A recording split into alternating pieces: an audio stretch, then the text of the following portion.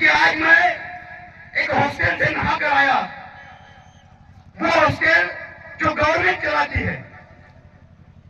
मैं हॉस्टल में गया और वहां से नहा कर आया, उस हॉस्टल से आया जिस हॉस्टल को गवर्नमेंट चलाती है और आदिवासियों की जिसको हम विद्या बोलते हैं, शिक्षा बोलते हैं और शिक्षा का मंदिर जिसे बोलते हैं, उसको देख कर आया तो उसकी हालत, जैसी जगह पर जानवर भी रहना पसंद नहीं करता, जैसी जगह पर तुम्हारे शहर का सुअर रहना पसंद नहीं करता, वैसी जगह पर हमारे आदिवासी बच्चों को पढ़ाया जा रहा है, वैसी जगह पर हमारे बच्चों के साथ ट्रीटमेंट किया जा रहा है।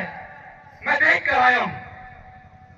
ये लोग जब किसी पार्टी का बड़ा सा ऑफिस बनाना होता है तो वहां पर मार्बल लगाते हैं, लेकिन इस देश के मालिक को जब शिक्षा दे रहे हो तो उनकी व्यवस्था कैसे करके रखती? क्या ये तुम्हारे जीआर में नमूद है? क्या तुम्हारे जीआर के हिसाब से तुम्हारे हॉस्टल चलाए जाते हैं? क्या तुम्हारे जीआर के हिसाब से गवर्नमेंट उसके रूल्स को फॉलो करते हैं? ये बात तुम्हारे राज्य के ट्राइबल मिनिस्टर से है, ये बात तुम्हारे राज्य के आदिवासी आयोग से है, ये सवाल इस राज्य के ट्राइबल डिपार्टमेंट से है। क्या हमारे बच्चों के लिए जो व्यवस्था है इस देश में एजुकेशन लेने के लिए ली जाती है, क्या उसको तुम फॉलो कर रहे हो? ये जवाबदारी हम लोगों को लेना है, क्योंकि ये जो कैप आप लोगों ने पहनी है, ये केवल कपड़ा नहीं है, ये केवल धूप से बचाने के लिए तुम्हारे लिए छाव करने वाली चीज नहीं है। ये जो सर पे तुम्हारी कैप है, ये एक जिम्मेदारी है, वो जिम्मेदारी जो महामानव पंड्या भील तुमको सौंप कर गए हैं, वो जिम्मेदारी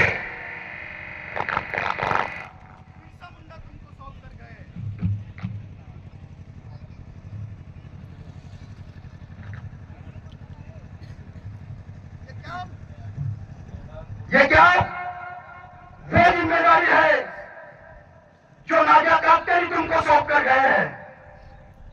ये क्या उस बात का प्रमाण है जो हमारे दादा, जिन्होंने इस सभी क्रांतिकारियों को, उलगुलान को एक वाइंडिंग में जोड़कर उसको पुनर्जीवित किया और उस आंदोलन को तुम्हारे बदन की नसों में बहने वाला जो लहू है, उसके आखिरी कतरे तक तुम इस आंदोलन को चलाएंगे, ये क्या उसका प्रमाण है।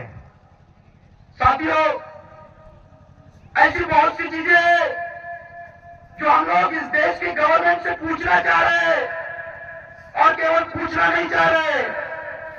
एक बात हमेशा मैं देखता हूं, हमारे मिशन के माध्यम से ही उसका डायरेक्शन गया कि हक, अधिकार और सम्मान ये मांगने वाली चीज नहीं है। और मैं इसी मिशन के माध्यम से और इसी मंच के माध्यम से, अब ये समाज ना तो हक मांगने वाला रहा है, ना हक छीनने वाला रहा है, अब ये समाज हक देने वाला बनना चाहिए। ये समाज किसी से अपना हक नहीं मांगेगा, ये समाज अभी हक देने की बात करेगा। अगर कोई विधायक के लायक है तो उसको हक ये समाज देगा। मैं उसकी बात कर रहा हूं जिसके बदन पे कपड़े नहीं है, जिसके पैरों में चप्पल नहीं है, जिसके पेट में रोटी नहीं है, जिसके दिमाग को शिक्षा नहीं है, जिसके हाथों को काम नहीं है, ऐसा भी आदमी हमारे समाज का सामाजिक और राजनीतिक प्रतिनिधित्व कर सकता है। ऐसी बात हम लोग बोल रहे हैं, तो उसको हक देने का, उसको जो हक देने की जो जिम्मेदारी है वो कौन लेगा? क्या आप ऐसी जिम्मेदारी लेने के लिए तैयार है?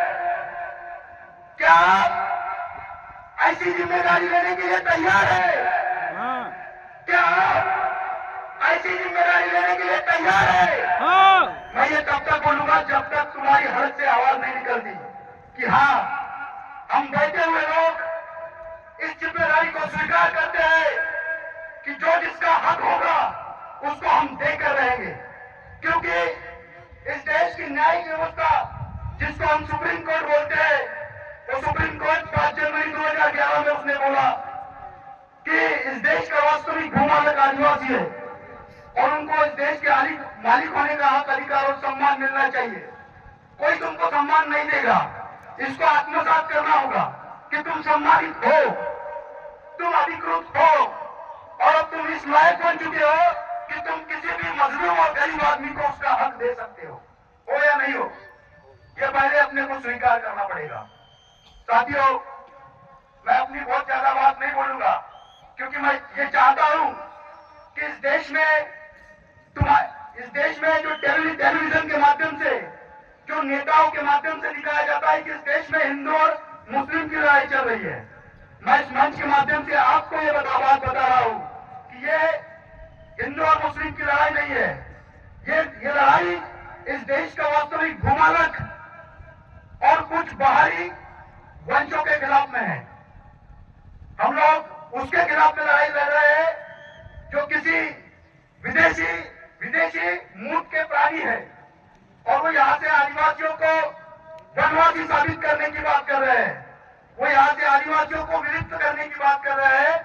ऐसे षड्यंत्रकारी, सत्ताधारी, विचारी विचारों के लोगों को और विचारी संगठन के लोगों को ये बिरसा ब्रिगेड के मंच से हम लोग पूरे कैडर के समक्ष यहाँ से स्टेट गवर्नमेंट और सेंट्रल गवर्नमेंट को आह्वान कर रहे हैं कि जो षड्यंत्र आप समाज के खिलाफ में कर रहे हो, उसको जितनी जल्दी हो सकता है रोक लो। अदरवाइज ये मूवमेंट जितना संवैधानिक और कलम के माध्यम से लड़ना जानता है, किसी दिन इतिहास को उठाकर देख लो, जब ये संविधान नहीं था, जब हमारे हाथ में कलम नहीं थी, तो हमारा क्रांतिकारी आदमी किसके सहारे लड़ा है। हम उस क्रांति को आज भी पुनर्जागृत करने की ताकत रखते हैं। मैंने एक चीज को महसूस किया कि इस देश में धर्म का आतंकवाद चलाने वाली संगठनों को इस देश की सरकारें देश का हिमायती बोलते हैं, लेकिन जो इस देश की जंगल जमीन की सुरक्षा के लिए आंदोलन कर रहा है, कभी उसको नक्सलवादी बोलते हैं, कभी उसको आतंकवादी बोलते हैं, कभी उसको अर्बन नक्सल का धब्बा मार देते हैं। और यहाँ पर मौजूद सभी कैडर्स को मैं यहाँ से आह्वान कर रहा हूँ कि आप लोग अभी तैयारी कर लो, अपने डॉक्यूमेंट्स को इकट्ठा कर लो और अपने अपने पुलिस स्टेशन में जाकर अपना कैरेक्टर सर्टिफिकेट इश्यू करवाओ, क्योंकि आने वाले 6 महीने बाद इसी मध्य प्रदेश में ऐसी परिस्थितियों का निर्माण होगा कि तुम लोगों को अपने जंगल जमीन और अपने गांव और संस्कृति को बचाने के लिए इसी सत्ताधारी षड्यंत्रकारी व्यवस्था से लड़ना होगा। और उस समय ये लोग तुमको नक्सलवादी बोल सकते हैं, ये लोग उस समय तुमको अर्बन नक्सल बोल सकते हैं।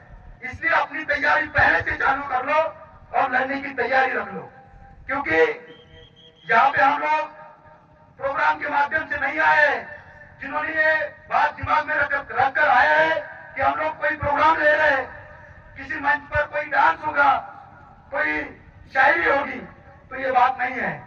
अपने विचारों को मजबूत करो और सामने आओ, और हमारे जो विचारों के धागे हैं जिन्होंने हमको जोड़ के रखा है, हम आदरणीय दादा सतीश पेन्नाम से इस मंच के माध्यम से, पूरे कैडर के माध्यम से, दादा आपसे हम ये वादा करते हैं, जब तक हमारी बदन के नसों में आपका दिया हुआ विचार पनप रहा है, आपका उलगुलान पनप रहा है, हमारे क्रांतिकारियों का जो जिम्मेदारी आपने हमारे कंधों पर सौंपी है, वो जिम्मेदारी तब तक निभाएंगे जब तक हमारी बदन की आखिरी सांस खत्म नहीं होती। ये वादा यहाँ से इस मंच से कर रहे हैं, क्योंकि ये मंच हमने किसी नेताओं के मार्फत खड़ा नहीं किया, ये मंच किसी पार्टी के मार्फत खड़ा नहीं हुआ, ये मंच किसी दाता के मार्फत खड़ा नहीं हुआ, ये मंच उन संघर्षकारी, क्रांतिकारी आपके उन कैडर्स के माध्यम से खड़ा हुआ है, जिन्होंने एक एक रुपए की कीमत जोड़ी, अपना खून से लेकर सब कुछ सींचा और इस मैदान को खड़ा किया। आप कभी भी आपके मंसूबे को, आपके विचारों को कमजोर नहीं होने देना, ताकि आपकी सेना कमजोर हो जाए। हम आपको देखते हैं तो हमें लगता है कि हमारे सामने हमारा तंजावीर खड़ा है, हमारा भगवान बिरसा मुंडा खड़ा है, हमारे ख्वाजा नाइक खड़े हैं, हमारे क्रांतिकारी खड़े हैं, और आज इतनी बड़ी सैनिक आपके पीछे खड़ी है। आपके साथ खड़ी है, आपके साथ भी और आपके बाद भी ये इसी जमीन पर डटी रहेंगी। मैं अपनी आखिरी लाइन बोलकर आपसे रजा लूंगा कि जमीन पे बहे लहू का हिसाब चाहता हूं, कि जमीन पे बहे लहू का हिसाब चाहता हूं। मैं खुशबू भरा गुलाब नहीं, आदिवासियों के हक अधिकार और सम्मान में एक और उलगुलान चाहता हूं, एक और उलगुलान चाहता हूं। जय आदिवासी, जय बिरसा, जय जोहार।